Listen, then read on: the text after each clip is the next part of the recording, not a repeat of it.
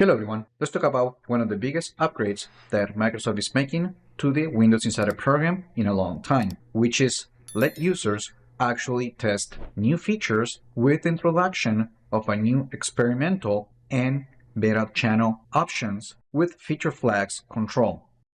These new changes are expected to start rolling out in the coming weeks. Okay, first, it is important to forget what you already knew about the Windows Insider program, because that is gone. Now, there is a new structure with fewer channels. Instead of multiple overlapping channels, you will now choose between the experimental and the beta channel, with the release preview channel continuing to offer near final builds. The new experimental channel replaces the canary and the channels, and it will serve at the earliest entry point for testing features still under active development. If you choose the experimental option, you will be able to turn features on and off from the feature flags page without the need to use the Byte tool.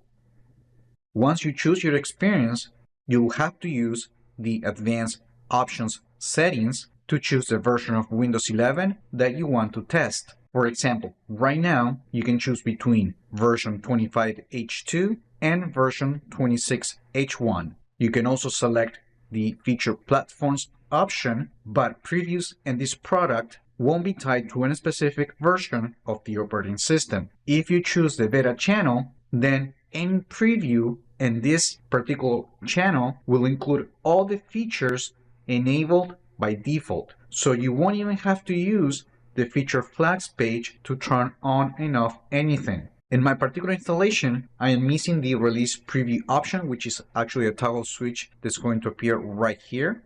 But if you choose that experience, you will get those builds that are nearly final. This channel is more for commercial customers and insiders who want early access to production builds and the days leading to a broader release. Even further, Microsoft will now make it easier to switch between channels without losing your data, which has been one of the biggest complaints with the Windows Insider program, aside from almost never getting new features when a new preview became available. So the new solution will be to perform an in-place upgrade to switch channels, preserving your data. However, if you use the experimental option and you're also using the feature platforms advanced option, then this particular configuration won't align with the process to switch channels. So in this particular case, you will have to reinstall the operating system.